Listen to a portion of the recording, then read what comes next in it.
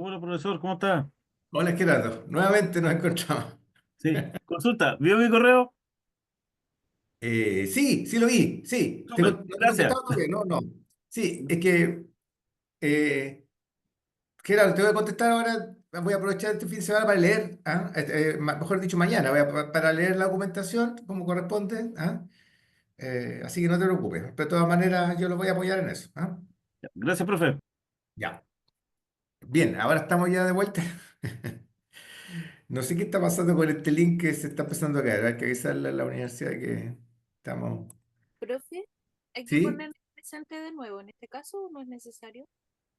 Sí, póngala de nuevo, por favor. Si tienes toda la razón. Es más probable, por si acaso. ¿Qué hay que hacer? ¿Qué hay que hacer de nuevo? Perdón. Poner presente la asistencia en Ah, el ya, chat, ya. por favor. Ya. Entonces, si ustedes se fijan, estamos conversando que estos cambios tecnológicos van modificando una serie de procesos, se van eliminando puestos, se van reemplazando por otros, hasta que llega un punto al momento que cambia la forma en que se hace la organización completamente. Incluso puede cambiar su naturaleza. Y eso va, bueno, va a provocar cambios políticos legales y a provocar cambios culturales. O sea, hoy día, por ejemplo, con toda esa proliferación de medios de comunicación, algunos que incluso emiten fake news y tienen tanto más peso que lo que era un diario antiguo, que tenía periodistas profesionales que no se prestaban para mentiras, que verificaban la información, hoy día es necesario regularlo. Eso ahí estamos todavía, que se regula, que no se regula. Pero se fija, entonces ya empieza a presionar el aspecto político legal. Ya, pero no nos vamos a quedar en eso. Lo que nos interesa es este fenómeno, el cambio estructural que provoca cambios en el modo de hacer la empresa. Bueno, estos se van retroalimentando, Los cambios político-legales vuelven a modificar, los cambios culturales vuelven a modificar. Es como se van influyendo unos a otros, pero tienen un sentido, va en una dirección, ¿no? En la dirección que le pone el cambio tecnológico. Entonces, a su vez, los cambios que experimenta la sociedad en los ámbitos político, legal y cultural van influyendo en el dinamismo y el carácter de las transformaciones de la empresa. ¿Mm? Entonces, claro, puede haber alguien, por ejemplo, que pueden haber valores antiguos que se oponen a estos cambios y dicen, no, mira, no, ¿cómo es posible? Hay que volver a los diarios, qué sé yo, hay que tener periodistas detrás de toda esta información. Y claro, sería lo deseable quizás, pero imposible tapar el sol con un dedo. O sea, los cambios tecnológicos eh, revolucionan tecnológicamente todo. Y se abren otros espacios que ya no se pueden, por más que queramos, a veces controlar. Sí, seguramente hay que tomar algunas medidas para evitar, como digo, el tema de las fake news en el caso de los diarios. Pero en el caso de las universidades también. Hoy día tenemos nuevas formas de impartir las clases. De hecho, esta forma que tenemos nosotros ahora ya es algo totalmente lo tenemos internalizado. Eh, educación a distancia, hoy día estamos totalmente integrados, nos sentimos en una sala de clase, nos conocemos, nos vemos las caras por la pantalla. Estos son cambios estructurales que están modificando, de a poquito van modificando la forma en que se hace la universidad. ¿Mm?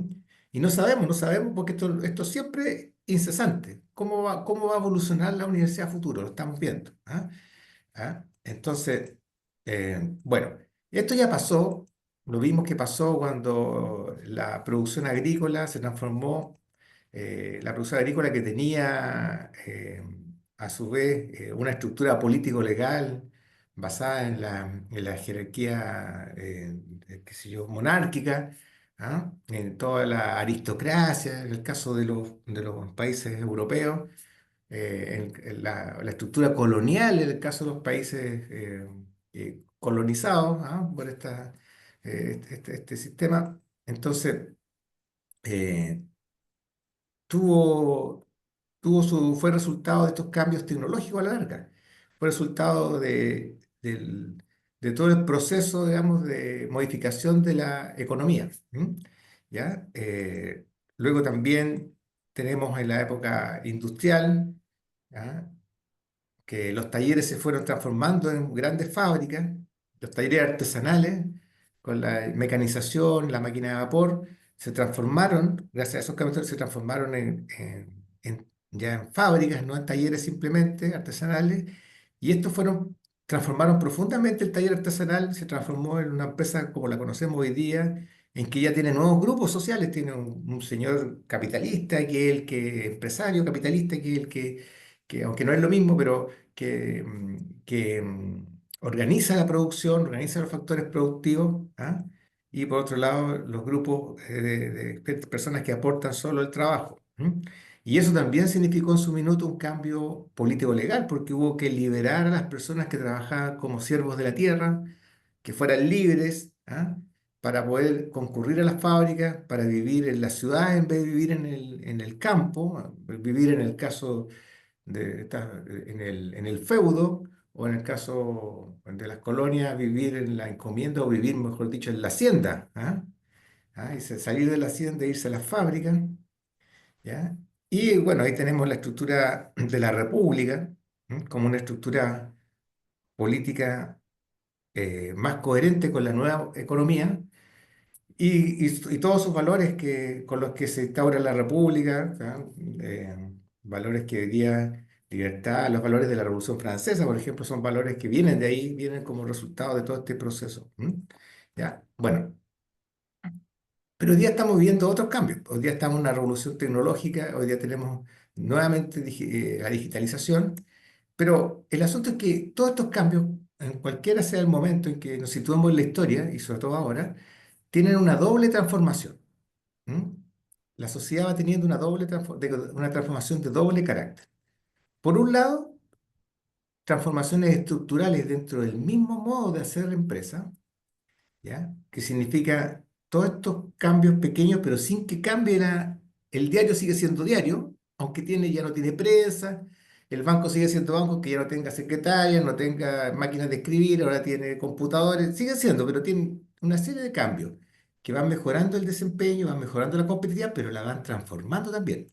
Y el segundo proceso bueno, este proceso de cambio estructural es un proceso lineal, acumulativo.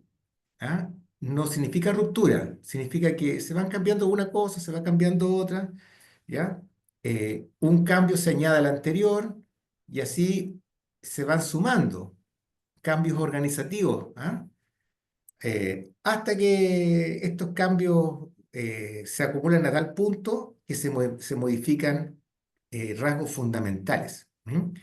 La transformación se lleva a cabo en el interior de un modo particular de hacer empresa que no cambia y solo se registran cambios estructurales, sin afectar los rasgos fundamentales. Pero cuando estos se acumulan, ya en una cantidad excesiva, en que ya casi no quedan aspectos de lo que era antes, ahí se produce un cambio profundo. Y ahí es cuando el diario deja de ser diario y pasa a ser un medio de comunicación distinto, que se abre en un teléfono, que a veces no ni siquiera tiene un periodista identificable, ¿ah? Que está lleno de links para otras conexiones, otras fuentes, ¿ah? Es otra cosa. ¿M? Entonces, al cambio estructural, esa es una dimensión, y la otra dimensión es el cambio, la transformación en el modo de hacer empresa. ¿Ya? Y esta transformación consiste en rediseñar el modo básico de organización de la empresa. ¿Ah? Porque ya el modo anterior se vuelve ineficaz. ¿Ah? Ya se lo come. La nueva metodología de generar valor es mucho más poderosa que la metodología antigua. Entonces, el diario como tal desaparece prácticamente.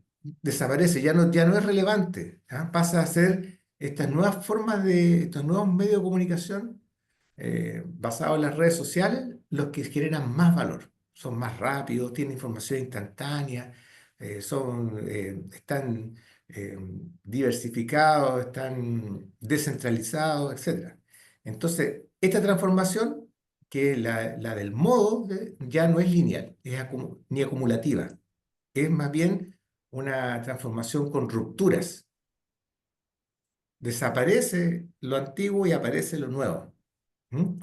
Es más, ya es como, es casi como si hablamos, por ejemplo, también del servicio de los taxis. El taxi, bueno, sigue usando autos, pero ya la forma de conectarse, llamar un taxi y de conectarse con una empresa de taxi es totalmente distinta. Ahora se llama Uber o se llama Cabify. Chester. El Uber como empresa no tiene auto. Claro, Sin claro. embargo, antiguamente una empresa se identificaba por su imagen corporativa. Usted va a Santiago y ve la Torre Entel. Bien. Usted va a otro país y ve Movistar o ve la institución, hablando del Mercurio, el edificio. Pero hoy Claro. día el edificio del Mercurio hay 5 personas. Está el gerente general, está una persona encargada del área comercial, hay un vendedor y una persona que hace el aseo. Antes habían, no sé, 60, 80 personas trabajando. Mi cargo que yo antes ejecutaba ya no existe. Hoy día está todo computarizado. La camioneta que salía a las 4 de la mañana y llevaba el diario a Calama, porque son 3 horas, ya no existe esa persona, etcétera, etcétera. Los cambios estructurales realmente han afectado los hábitos también que tenemos nosotros como personas. Hoy día, con otro emprendedor íbamos caminando y mira, ese es el nuevo modo de trabajar. Las personas recibían instrucciones por el celular y eran 10 personas viendo el celular y todos con casco amarillo y así trabajaban. Antes, hace 10 años, estaban los 10 personas haciendo un hoyo. No sé, realmente Claro. eh, los cambios estructurales hoy día, me recuerdo yo alguna vez en alguna clase, hace muchos años, que yo terminé la clase diciendo, bueno, en 10 años más vamos a estar haciendo clases desde la casa. Y la hilaridad de los alumnos fue extraordinaria porque no estaba haciendo clases yo a enseñanza media, estaba haciendo clases a personas que estaban saliendo de la universidad y se reían así como, ¿cómo va a estar haciendo clases desde la casa? Bueno, algunos de ellos mm, podrían estar haciendo clases ahora en este minuto. Claro. Gracias, Chester. Gerardo también levantó la mano. Sí, me acordé mucho con todos los ejemplos que ha dado, profesor, Ujú. correspondiente a la relación entre la sociedad y la empresa. Y de hecho me acordé mucho de un libro me estoy acordando, el autor se llama, el autor Job Swearinga, La organización que aprende. Y es un libro que dice que efectivamente una organización tiene que ir no solamente a la par de la sociedad, sino que también tiene que ir un poco más adelantada de la sociedad, porque de los distintos cambios pueden surgir también no solamente grandes expectativas en esa organización, sino que también la organización va aprendiendo no solamente de sus errores, sino que también va aprendiendo profesor, igual, si me enredo algún concepto, corríjame. El empowerment. ¿No No Sí, sé si adelante, Juan. el empowerment, generar un Ah, empowerment, el ya, empoderamiento, pero sí. también otro de imitar los errores, que no se realicen los mismos errores eh, que otras empresas del rubro hicieron o realizaron. Por ejemplo, acá en la quinta región hay Ujú. bueno, estaba una compañía eléctrica que de la noche a la mañana a las personas le cambiaron el software. De la noche a la mañana, literalmente. ¿Qué ocurrió? Eh, Era un elefante blanco, en realidad, como bajar esa información, nadie tenía idea de nada. Y el problema que ocurrió, esa empresa fue consumida por una gran empresa de luz, ¿ya? Pero a lo que quiero llevar que efectivamente cuando una organización se estanca o no quiere el cambio, como ahí recién lo dije, se estanca. Y ese es el problema. Sí, cuando la organización no está actualizada, y de hecho venía escuchando cómo hasta algunos rubros cambiaron. ¿Ok? Gracias, Gerardo. Sí, qué bueno que lo mencionaste porque de eso se trata, de entender cuál es la naturaleza de los cambios que se producen para no oponernos a lo inevitable, ¿no es cierto? ¿Ya? Es frecuente que los programas que se aplican no resuelvan los problemas de fondo y que los directivos que los contratan no comprendan qué tipo de transformación son las que hacen falta. ¿ya? Es común de que personas para evitar el cambio profundo en el modo de hacer empresa siguen haciendo cambios estructurales que ya no aportan.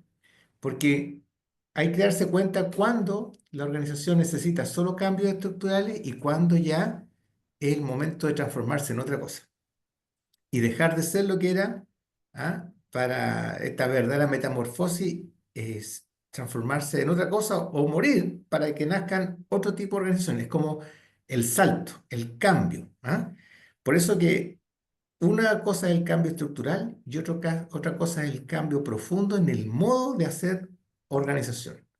Bueno, ¿por qué entonces el modo tradicional de hacer empresa está en crisis? Ahora que ya entendemos que hay cambios estructurales y cambios en el modo. Bueno, aquí lo que está pasando es que el modo tradicional de hacer empresa que prevaleció durante el siglo XX ya no funciona. ¿Ah? Este modo fue muy efectivo luego de haber servido a la expansión del quehacer empresarial en el mundo y haber expandido su capacidad productiva de las empresas. La estructura organizativa de la empresa tradicional ahora es un obstáculo más que un ayudar a su desarrollo. ¿Y cómo fue entonces la empresa moderna? ¿Cuál fue el origen de la empresa moderna? Bueno, les pregunto a ustedes, ¿en qué se basó? ¿Qué tipo de trabajo es el que se hacía fundamentalmente en la empresa del siglo XX? ¿Era un trabajo manual o un Ma- trabajo no manual? más Manual. manual que no manual, porque Manual. la tecnología todavía no llegaba tan fuerte como está ahora. Así. Eh, ¿Era un trabajo artesanal o un trabajo basado en la división del trabajo y en la especialización? no, más artesanal. Yo pienso que hoy en día es muy difícil ver a un zapatero, por ejemplo. Claro. No existe. Pero ahí No te quiero existe. hacer una observación, Chester, a ver, y le hago a todos los demás. Eh, el trabajo artesanal era más bien el trabajo anterior al surgimiento de la empresa capitalista moderna. Cuando hablamos moderna, hablamos de la empresa del siglo, fines del siglo XIX, comienzo del siglo XX. ¿Ah? Y justamente uno de los grandes avances que tuvo la empresa moderna, eh, no la actual, ¿ah? La anterior, la que está muriendo, era justamente que fue capaz de dividir el trabajo y especializar a la gente y abandonar el trabajo artesanal. El trabajo que hacía ese taller de artesanos, que vimos que con la división del trabajo, con la maquinaria, se especializó y se subdividió. ¿Ya?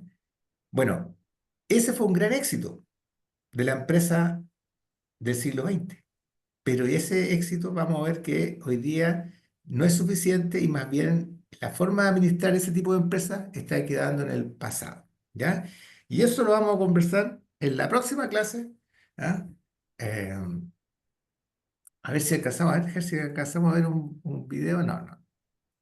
Ah, no, no, no. Veamos esta última lámina. ¿Ves?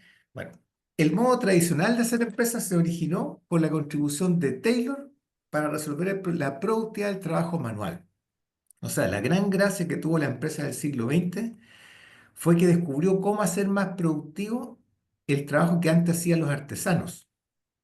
¿Ya? Que era un trabajo manual, pero era un trabajo en que cada persona hacía una sola pieza completa.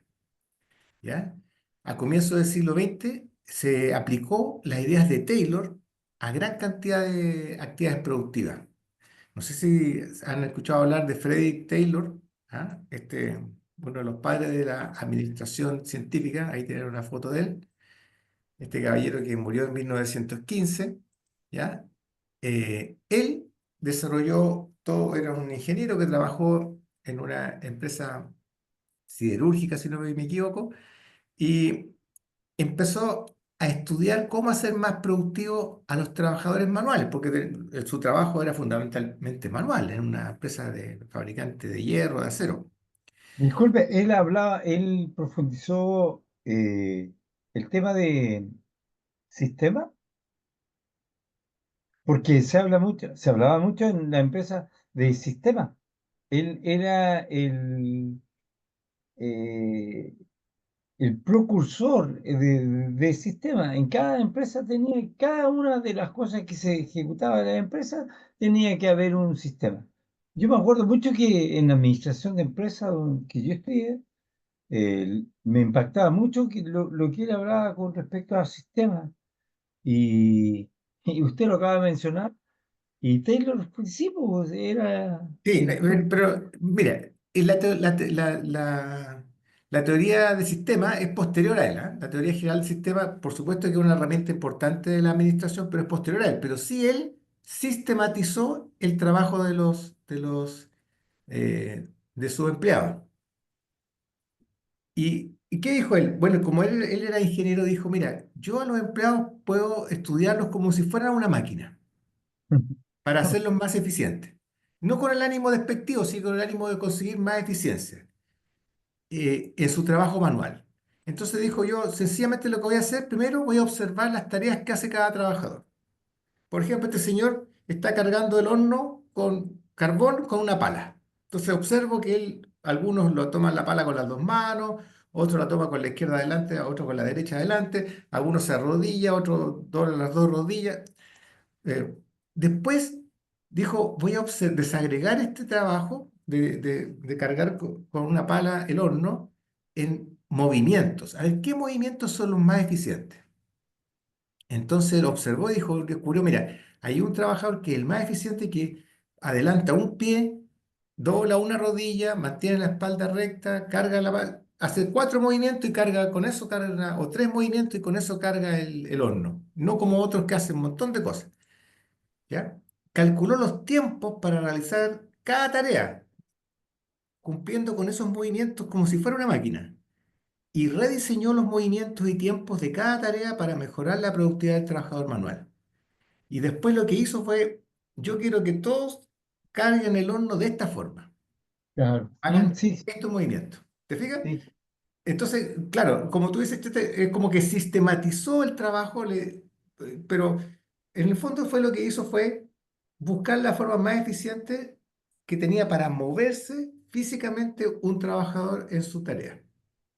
Bueno, a algunos trabajadores se les revelaba, sobre todo, "No, yo llevo tantos años, 20, 30 años claro, haciendo esto, yo haciendo, claro, de esta forma, ajá. lo hago a mi forma. No, no, no, le dijo, no. Aquí todos tienen que hacerlo como yo, porque claro, él ya había estudiado que para el trabajo manual la forma más eficiente era esa, ¿ya? Bueno, como el obrero no está en condiciones de hacer el diseño de los movimientos y cálculo del tiempo que hacía él como ingeniero, pasó otra cosa también. Lo segundo que pasó, el segundo paso, es que se separó en forma radical la actividad del ingeniero con la del obrero. Antes, el trabajador aprendía, era un aprendiz de un maestro. El maestro el que sabía cómo hacer las cosas, que era un trabajador experimentado, y el aprendiz aprendía del maestro. Hoy, con esta nueva metodología, que fue muy exitosa, se acabaron los maestros y los aprendices y pasó a haber un ingeniero que le indicó a cada uno cómo debían hacerse las cosas y punto. Usted haga las cosas como yo digo, no como alguien le enseñó, yo soy el que sabe. El ingeniero debe diseñar y el obrero debe ejecutar. De aquí surge, yo no le pago para que piense, usted le pago para que haga lo que yo le digo. ¿Ah? El obrero debe ser disciplinado en cumplir órdenes y nunca pensar, porque si se pone a pensar, va a cambiarme el sistema y me puede complicar. El conocimiento entonces pasa a ser privilegio del ingeniero, o sea, el administrador, quien es el que estandariza las tareas. Y el obrero no puede expresar su creatividad personal, un poco como lo que mencionaba Aldo, ¿ah? No puede poner de su parte, ponerle un valor agregado, porque ya en el trabajo manual, que no es lo mismo que el trabajo de docencia, que es un trabajo no manual, en el trabajo manual lo más efectivo es hacer lo que hizo Taylor. ¿Ah? Ya. Bueno, esto por supuesto trajo consecuencias, complicaciones, porque hubo mucha resistencia a esto, a pensar que al trabajador se le trataba como máquina, pero lo que es un hecho es que elevó la productividad de las empresas de manera salvaje. ¿Mm? Entonces, las empresas que aplicaron esta metodología generaron más valor rápidamente agregado que las que no lo hacían. ¿Ya? Y ahora sí vamos a dejar hasta aquí, ya, para no pasarnos demasiado, y vamos a retomar este tema en la próxima clase y vamos a ver cómo esta metodología nueva, que nueva, pero a esta altura ya antigua, porque es la que vamos a superar, requería un tipo de liderazgo y vamos a ver que la supera requiere otro tipo de liderazgo. ¿Ya? Oye, bueno, me disculpa porque hoy día no di muchas palabras, avanzamos, hablé mucho yo, pero le agradezco a los que participaron, a Chester, a Gerardo, a Aldo, a Lisa también creo que hizo algún comentario por ahí.